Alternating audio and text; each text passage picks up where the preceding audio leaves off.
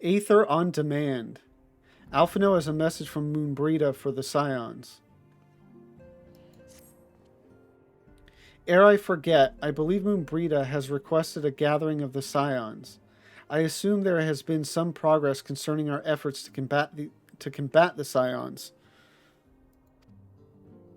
Pray inform her that our business with the Ishgardians is concluded for the moment. I shall be along once I've completed my communications with the Crystal Braves.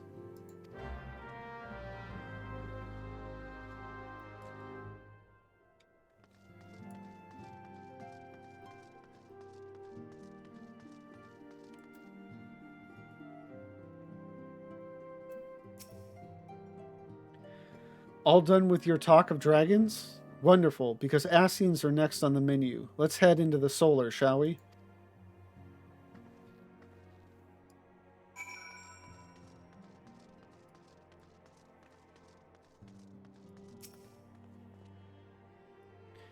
Of all our adversaries, the Scions could well be considered the most dangerous. Or the Ascians, wow. Ourselves are the most dangerous. The Ascians could well be considered the most dangerous. I do hope Moonbrita's research has borne fruit.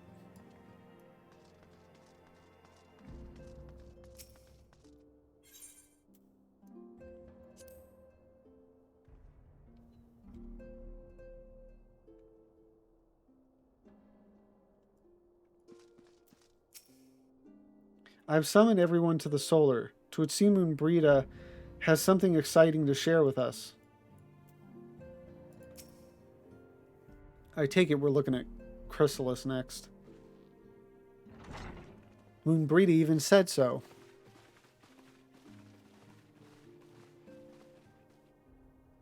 Now that everything's calmed down a bit, relatively speaking, I mean, I thought it might be a good time to share our progress on the weapon. I believe we're on the verge of a breakthrough. Well, don't keep us all in suspense.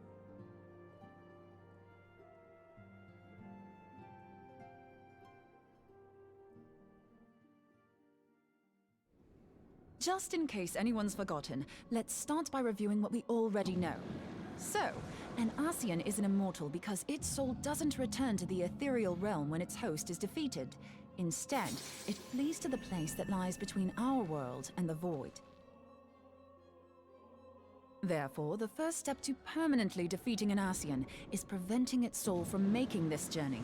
And if you recall, when we last gathered here, I had verified that white auracite has adequate capacity to entrap the beings, albeit only briefly. Which left the small matter of their extermination. Aye. To unmake an Ascian soul, one must needs smite it with a concentrated burst, or blade, of purest ether. However, we wanted for both the data and the means to forge such a weapon. Short of experimenting on an actual Ascian, you see, there's no way to gauge how much ether its soul is made of. As such, we don't know what etheric density our blade needs to have in order for it to work. So we'll just have to make the densest blade we can and hope for the best. Though that would require a lot of ether. Hang on a minute. Why didn't we think of this before? White auracite can hold an absolute heap of ether, can't it? Please tell me you're joking. God's sakes, Ida. I feel as though I'm reliving the same scene over and over with you. How many times do you need to be told that white auracite cannot store ether for long periods? Being intangible matter, ether is given to dispersion. Only in its crystallized form is it a stable source of energy. I will test you later on this, so see to it you do not forget. Right, yes. It's all coming back to me. So our hopes rest on good old crystals again, do they? While they are certainly reliable, they leave something to be desired in the area of portability. Indeed. I am reminded of the quantity of corrupted crystals required to thwart Leviathan, and the extraordinary lengths to which the Lamentsons went to transport them. What if it should prove that a similar quantity was needed to destroy an Ascian soul? Or still more? I do not envy the poor sod who has to lug all of that around on the off chance that an Ascian appears. That's the very problem we set out to solve, and I reckon we've found the answer. If it isn't practical to lug around the ether we need, we'll just have to draw upon another source. And the only viable source is the land. If you mean to tap the Great River of Ether, know that it will entail considerable risk. Meddling with the currents may well induce a surge like to the one which despoiled Mordona.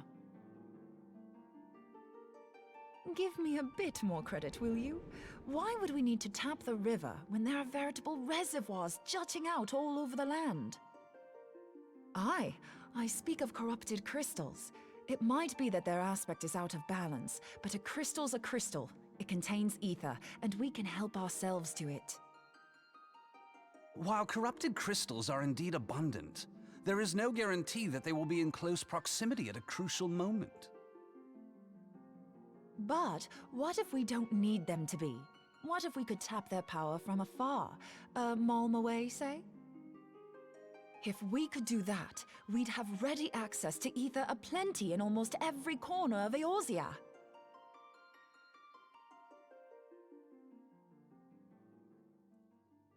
I've yet to put my theories to the proof, but I've got a good feeling about this.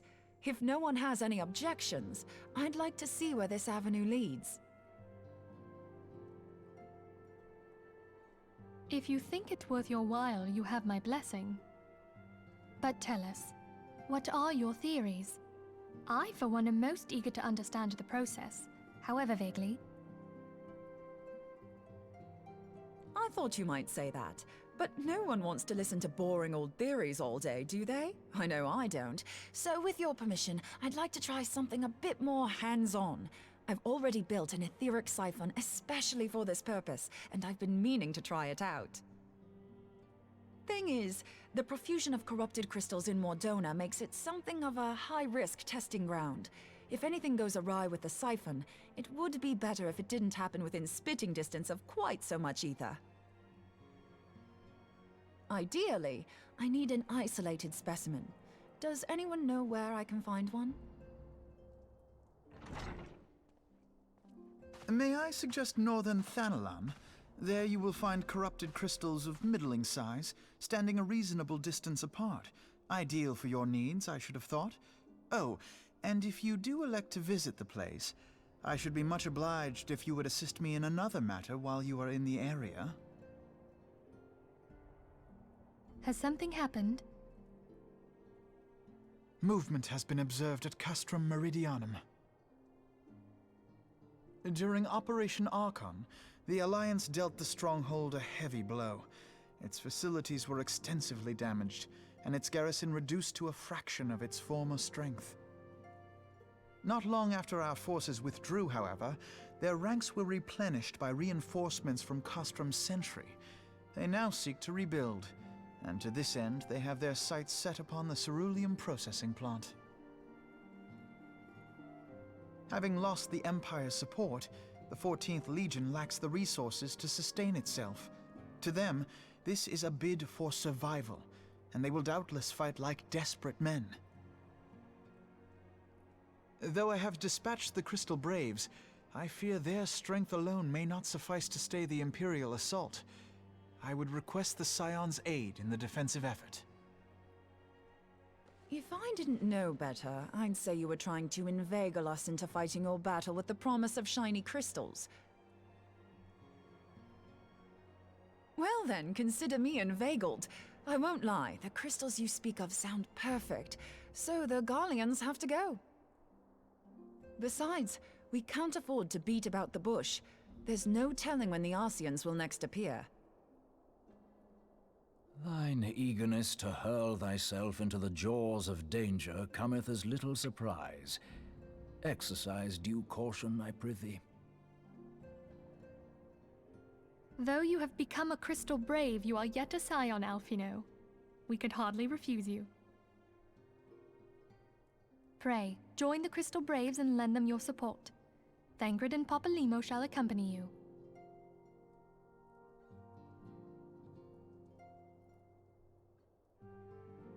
Ida and Yashtola, in the meantime I would have you assist Moonbreeder. Scout out the crystal clusters, that the testing may commence as soon as the Gallian threat has been eliminated.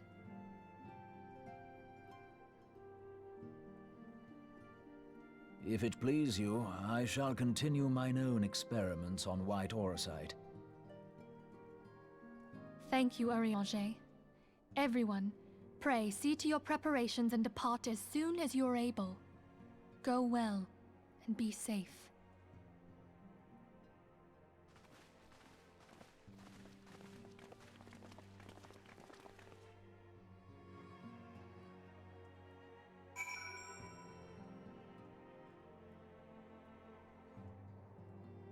So it's funny when Moonbreeda was given her theory or whatever about like being able to draw ether from like a malm away or whatever. You know, and it seems like this is an unheard of type of technology or whatever you want to call it. The first thing that came to mind was a joke by Tom Segura where he was complaining about like, you know, his cousin or something like that, you know, saying he's an inventor. And he's like, oh, well, what have you invented? And he's like, oh, like, you know, like a phone that can drive a car or whatever. And it's like, oh, that's cool. Like, how do you do that? I don't know. Like, somebody comes up with code for it or something, you know, whatever. It's like this idea that it's like you came up with the general idea of something, but not like how you would actually implement it or do it. And I know Moonbreeda is like effectively like an ether scientist or whatever, so she's not going to just come up with an idea out of nowhere. But at least at that time that I thought of this, that's about as much as she had given us. It's just like, wouldn't it be cool if we could do this? And it's like, well, yeah, that would be cool, but that's kind of coming out of nowhere. Though I have little doubt you will prevail against the Empire's forces, I shall pray for your success nonetheless. Our very future may depend upon Moonbreeda being free to pursue her experiments.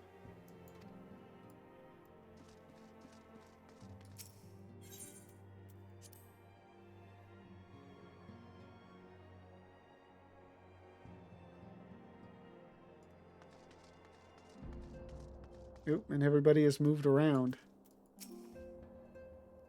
For a small organization, we certainly chew through a prodigious amount of foodstuffs. Perhaps I should put a lock on the larder door. We do seem to be running low on provisions. I believe an excursion to the marketplace is in order. I see that the Scions once more ready themselves for the road. I too must make preparations for an absence from the Rising Stones. Hori was most eager to join you on the front lines of battle, but as fate would have it, the antecedent had other plans for our talents. It seems you have barely arrived before you must once more plunge into the fray. Duty is an unforgiving mistress, though the tasks we tackle are not like to be as realm-shaking. Coltney and I must also heed her call. I think that's it. There's nobody else.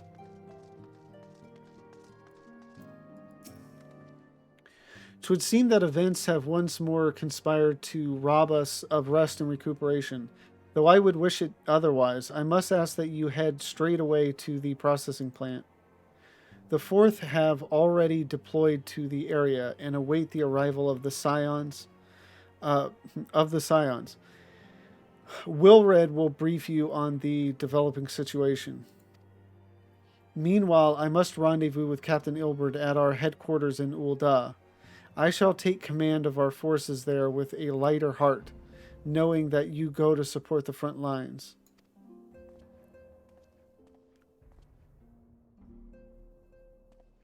More cutscene.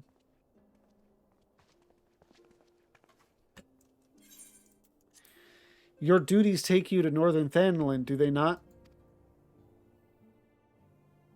We too must say our farewells to the Rising Stones for a time. Flamen travels to Ul'dah, and we shall serve as her escort. Oh, that's nice. At my daughter's behest, I go to contact certain old acquaintances in the Gilded City. We are beset on all sides by civil unrest and imperial machinations, threatened by primals and troubled by dragons. We need all the allies we can muster. Many of my friends hold positions of power, you see, and it is my hope that they can be convinced to aid the Scion's cause. If past events have taught us anything, then we know that Eorzea must present a united front, or we shall fall. Ah, how extraordinary that my little Ascilia is involved in such far-reaching affairs. I am proud that I might now stand at her side, not only as a mother, but also as a colleague. A colleague with influential connections. But I fear that Ul'dah has become a place of danger, even for one so familiar with her streets. Bah, woe betide the blackguard that so much as glares in your direction, milady.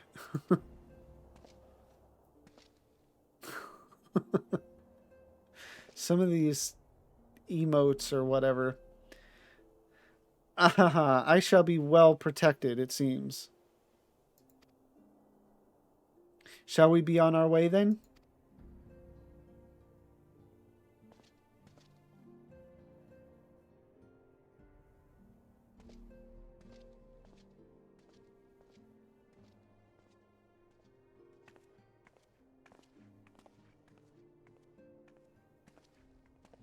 Everybody does everything one at a time. All right, so back out to the processing plant. No, that's not right. Thenlin. That was not the right place.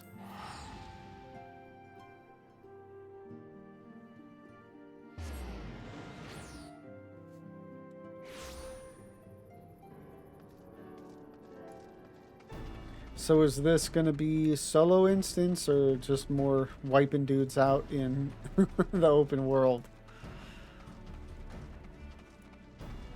And needless to say, I don't remember this at all. So I wonder what Meridianum is up to.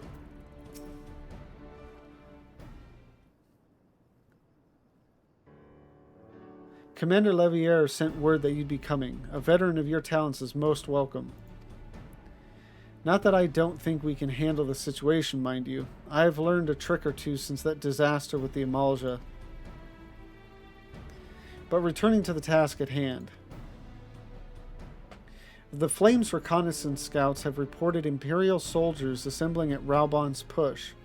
Such a force is likely interested in only one thing, getting their hands on the resources found here at the processing plant.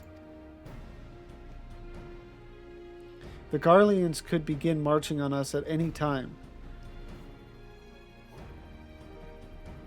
Pray speak with Lieutenant Edelstein that we might coordinate our counter strategy. In the meantime, I will inform the others that you have arrived. No doubt it will be welcome tidings.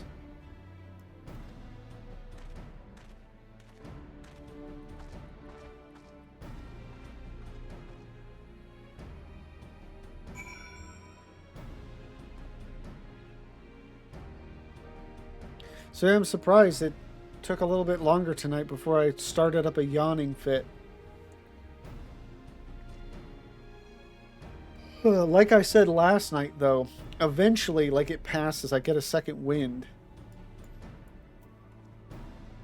So, hopefully it comes quickly tonight. Captain Shark, my soldiers yet tell tales of your deeds during Operation Archon. Would that we could sit a while and reminisce about old times, but I fear more pressing matters require our attention. The civilian draughtsmen, you see, have come across several highly suspicious crates within the boundaries of the processing plant. I had my sappers take a closer look, and our worst fears were confirmed. These boxes contain powerful explosive devices. Devices of Imperial design, no less. By my order, the flames stationed here are conducting a thorough sweep of the compound as we speak. Though it troubles me that we were unable to apprehend the Imperial spy behind this, I have faith that our men will be able to neutralize the threat for now. In the meantime, our scouts bring troubling news on the latest movements of the Imperial army. I would once again ask for your aid.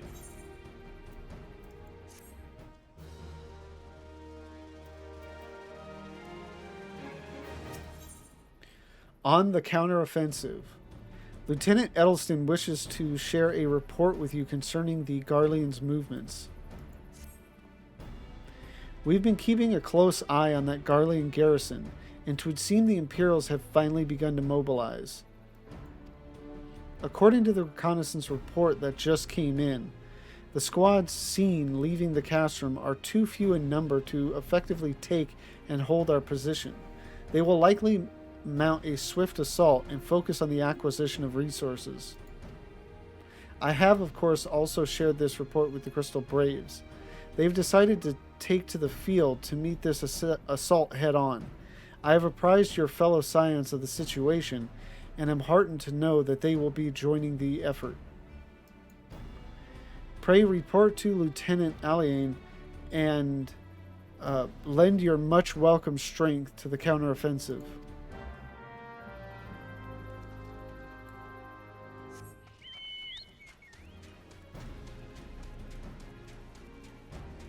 Ooh, whole bunch of people here. Now that is an impressive piece of steel. Isn't it a beauty? A lady merchant in Revenant's Toll simply gave it to me. Said she was invested in the future or some such. Have you ever seen Moon swing her axe? Swipe, slice, cleave. There's really no stopping her. Ah, I didn't know she was a warrior. Be it a squad of soldiers or some Magitech monstrosity, I shall allow no foe to harm the lovely Moonbrita. Considering the weapon she wields, I don't believe the lady is in need of additional protection.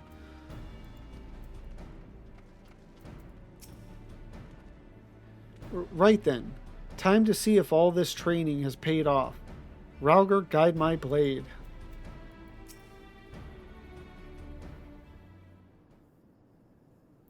Glad to have you with us, Lavenza.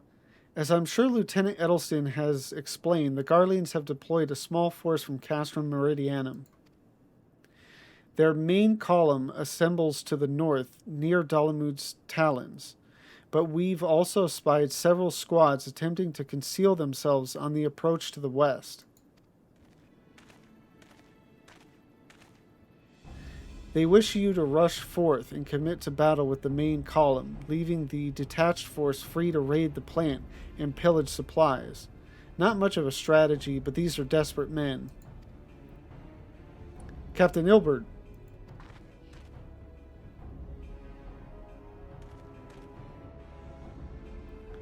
Greetings, Scion. I understand the commander bid you and your fellows come lend a hand to the Braves. With such mighty heroes at its disposal, the Fourth should have little trouble contending with aught the Garleans might throw at them. But even you cannot be everywhere at once. The Third was getting restless holed up in Ul'dah, so I marched them out here to fill any holes in the plant's defenses and add their numbers to your counterattack. The reinforcements are welcome. We've enough soldiers now to divide our own forces and safely engage the enemy far beyond the walls. Aye, 'twould be best to avoid staging a battle anywhere near this much ceruleum. Let's take this fight to the Garleans. A wise course, indeed. I shudder to think of the consequences should any of these storage tanks be exposed to fire.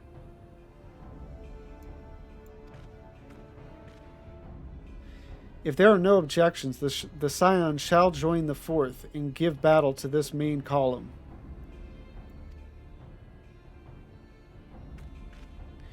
You're with the 3rd then, Warrior of Light. Your job will be to intercept these squads hiding out in the west and prevent them from reaching the processing plant. When you're ready to proceed, report to Lieutenant Yuyuhase. His scouts should have a rough idea of where the Imperials have concealed themselves by now.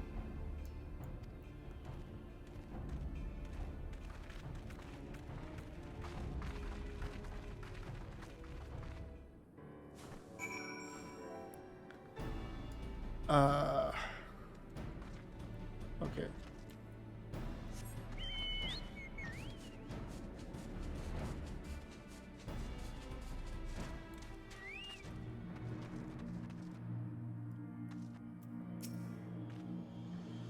A pleasure to be fighting at your side once more, Scion.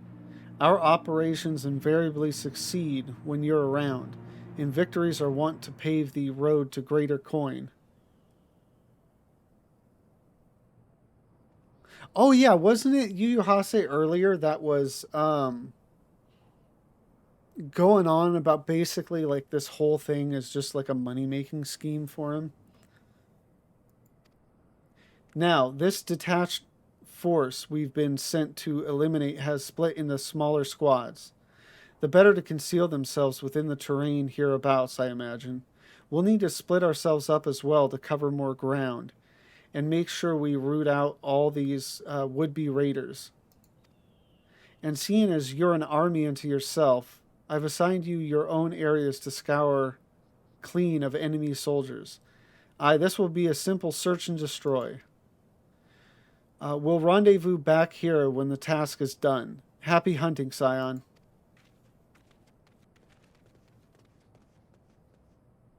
Yeah, when you said search and destroy, I paused for a second thinking of Metallica's Seek and Destroy. Okay, so...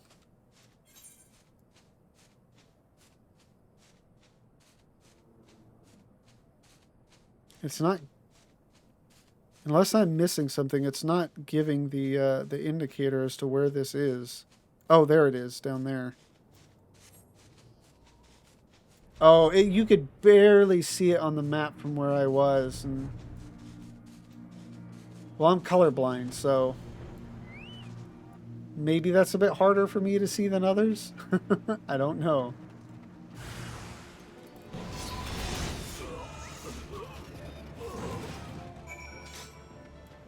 That one I see. Or maybe I just... It was just tucked away enough in the corner that I just didn't notice.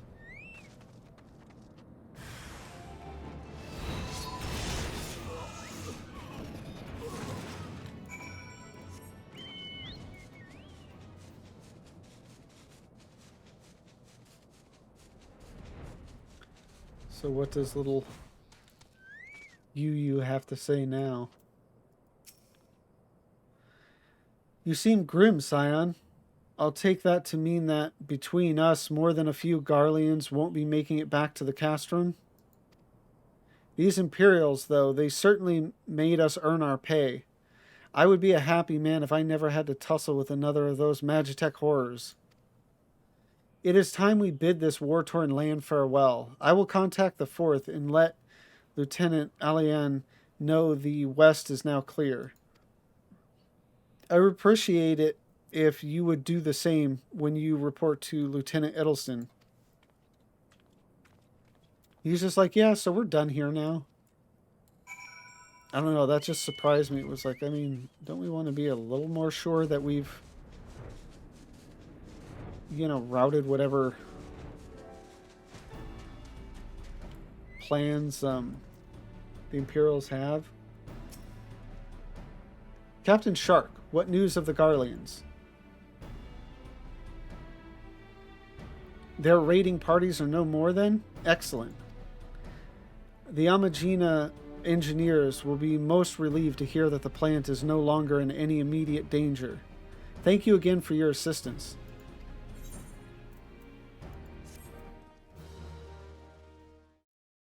Thank you all for watching. If you enjoyed it, please like, comment, and subscribe. And if you want to join me live, the link to my Twitch is down below. Thank you again, and have a great one.